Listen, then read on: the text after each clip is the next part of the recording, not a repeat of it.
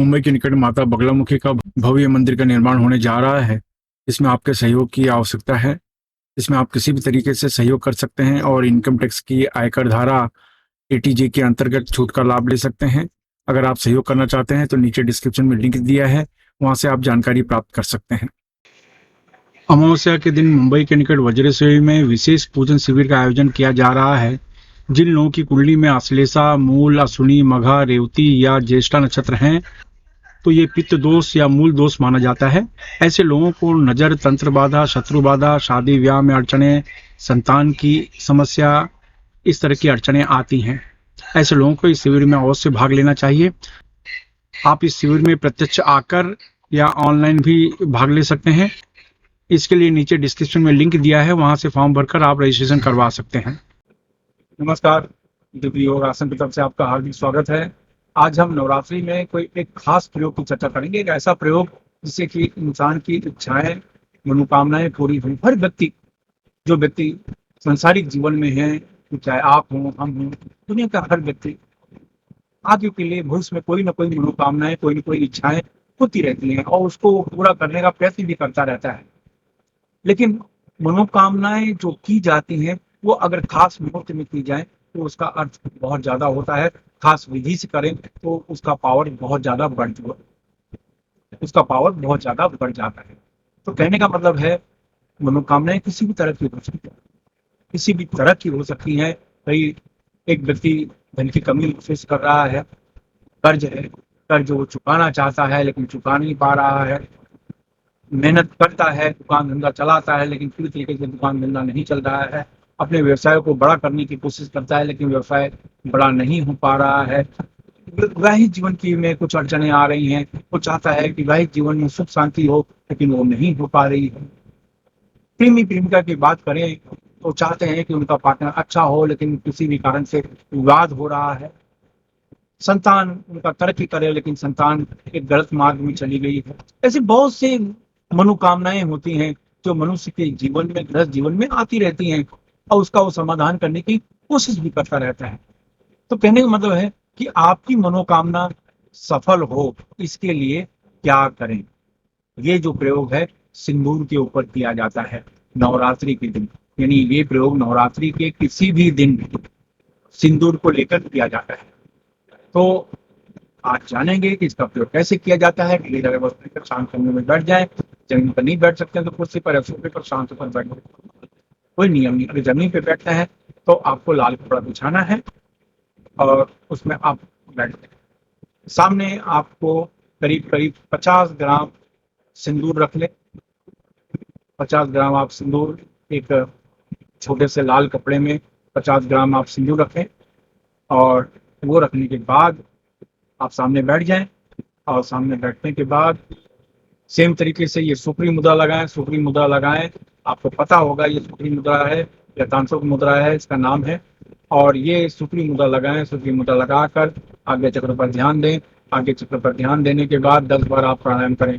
यानी ऐसे जितनी देर तक हो सके रोक कर रखें, फिर धीरे से छोड़ें।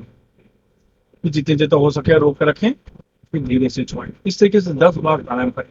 10 बार प्राणायाम करने के बाद अब आपको एक प्रयोग करना है। सामने स्टील की थाली रखें और स्टील की थाली में थोड़ा सा सिंदूर को गीला करके और उसमें क्लीन बीज मंत्र लिखना है। क्लीन, KLEEM इंग्लिश में भी लिख सकते हैं और आप हिंदी में भी लिख सकते हैं। क्लीन, सिंदूर से क्लीन। क्लीन एक आकर्षण बीज मंत्र माना जाता है। तो ये आप उस स्टील की थाली में सिंदूर से क्लीन लिखें और बचा हुआ सिंदूर को कपड़े के ऊपर रखा हुआ है, ठीक है। तो सिंदूर को थोड़ा सा गीला करके आप क्लीन लिख दें बस। और ये लिखने के बाद सेम यही मुद्रा लगाकर खास प्रकार का मंत्र का जाप करना है, ठीक है। और वो मंत्र है ओम भीम क्लीम ग्लौम सिद्धिदात्री नमो नमः। ओम भीम क्लीम ग्लौम सिद्धिदात्री नमो नमः। ओम भीम क्लीम ग्लौम सिद्धिदात्री नमो नमः। ओम भीम क्लीम ग्लौम सिद्धिदात्री नमो नमः। ओम भीम क्लीम ग्लौम सिद्धिदात्री नमो नमः। इस मंत्र को मैं फिर से रिपीट कर रहा हूँ। ओम ह्रीं क्लीं ग्लौं सिद्धिदात्री नमो नमः। ओम ह्रीं क्लीं ग्लौं सिद्धिदात्री नमो नमः। ओम ह्रीं क्लीं ग्लौं सिद्धिदात्री नमो नमः। बस ये मुद्रा लगाकर ये मंत्र का जाप करना है। 15-20 मिनट ये मंत्र का जाप करें। एक दिन का प्रयोग है, ये नवरात्रि में किसी भी दिन ये प्रयोग को कर सकते हैं, क्योंकि दोनों हाथ से ये मुद्रा लगती है, तो इसमें किसी माला की आवश्यकता नहीं है। तो ये प्रयोग आपको 20 मिनट करना है। उसके बाद आप किसी को फल या भोजन आप दान कर सकते हैं। तो आप ये पॉइंट समझ गए होंगे, इसमें थोड़ा सा अंतर है। मैंने आपको कहा कि ये मुद्रा लगाएं, 10 बार आप प्राणायाम करें। इसके बाद यानी सिंदूर को सामने रखें, एक 100 ग्राम 50 ग्राम सिंदूर को सामने रखें और ये मुद्रा लगाकर 10 बार प्राणायाम करें। उसके बाद मैंने कहा एक सामने थाली रखें, छोटी सी थाली रखें और थोड़ा सा सिंदूर को लेकर हाथ में गीला करके और वहां पर थाली में आपको क्लीम लिखना है, क्लीम। बस क्लीम लिखने के बाद यही मुद्रा लगाकर ये मंत्र का आप बता सकते हैं। 20 मिनट तक मंत्र का जाप करें, आपकी साधना संपन्न हुई। उसके बाद किसी को फल या भोजन आप दान कर सकते हैं। ये प्रयोग की बात करते हैं कि अगर इसमें कुछ नियम की बात करते हैं तो स्त्री पुरुष कोई भी कर सकता है। 18 वर्ष के ऊपर कोई भी स्त्री पुरुष इसका अभ्यास कर सकता है। ब्लू ब्लैक कपड़े छोड़कर कोई भी कपड़े आप पहन सकते हैं। आप नीचे बैठते हैं तो लाल आसन में बैठे। ये एक है। दिशा की आप बात करते हैं तो पश्चिम दिशा, पश्चिम दिशा की तरफ आपका मुख रहेगा। ये आप ध्यान दें, पश्चिम दिशा की तरफ आपका मुख रहेगा। ये आप इस दिशा का आप ध्यान दें। और इसके बाद भोजन की बात करते हैं, खान पान की बात करते हैं।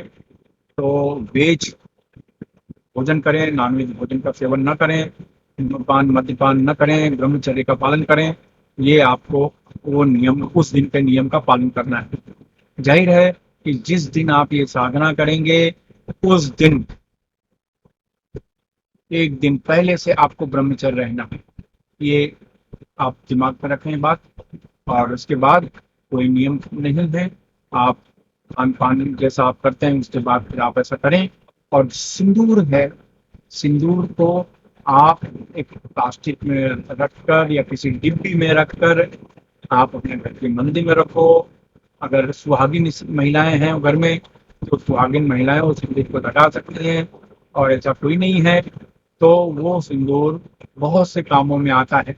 किसी भी खास काम के लिए जा रहे हैं तो सिंदूर को यहाँ लगा लेते हैं, इस जगह पे, या कान के पीछे लगा लेते हैं, या बाल के अंदर ऐसा लगा लेते हैं।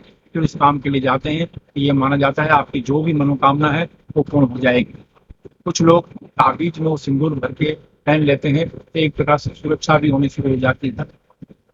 तो बहुत से कामों में इस्तेमाल होता है।